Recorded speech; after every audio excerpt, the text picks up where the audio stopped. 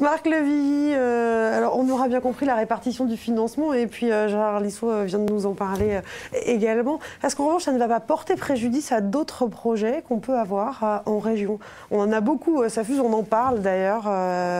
Les dépenses sont sur toutes les lèvres aujourd'hui, même si ça s'étale dans le temps. Des projets qui ont déjà été validés s'étaleront aussi dans le temps. Ça ne portera pas préjudice à d'autres investissements qui pourraient être réalisés?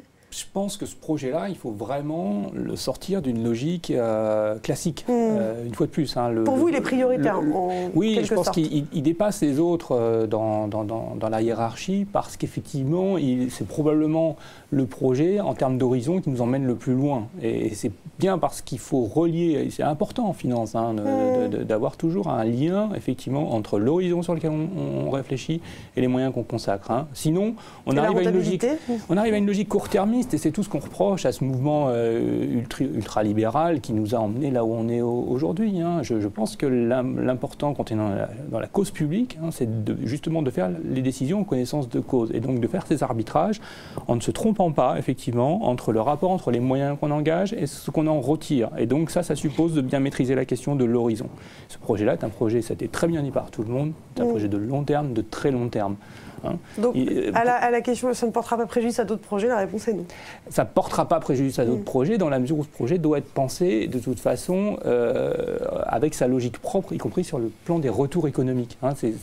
Il est clair que si on ne fait pas ce projet, on va au-delà de difficultés telles que les coûts induits, ce que j'appellerais un coût d'opportunité pour parler comme les économistes, les coûts d'opportunité peuvent être redoutablement supérieurs. Et donc, c'est toute la difficulté de la période qu'on vit. Parce que, effectivement, le surendettement de ce pays, l'état de quasi-faillite, font qu'à un moment donné, on pourrait être tenté, effectivement, de renoncer à l'investissement. Et il n'y aurait rien de plus dramatique. C'est-à-dire qu'aujourd'hui, effectivement, il y a une nécessité de maîtriser les dépenses publiques, fortement.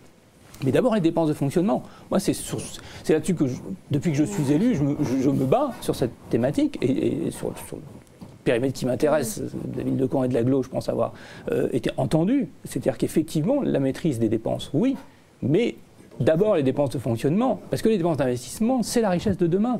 Et arrêter d'investir aujourd'hui, ça serait dramatique. Parce qu'on entend aussi certains nous dire, oui, il n'y a rien de plus dangereux que l'austérité et la rigueur. Sur le plan économique, ce n'est pas complètement faux. C'est-à-dire que si effectivement on coupe tous les robinets, aussi bien celui du fonctionnement que celui de l'investissement, alors clairement la machine va se gripper, elle va s'arrêter.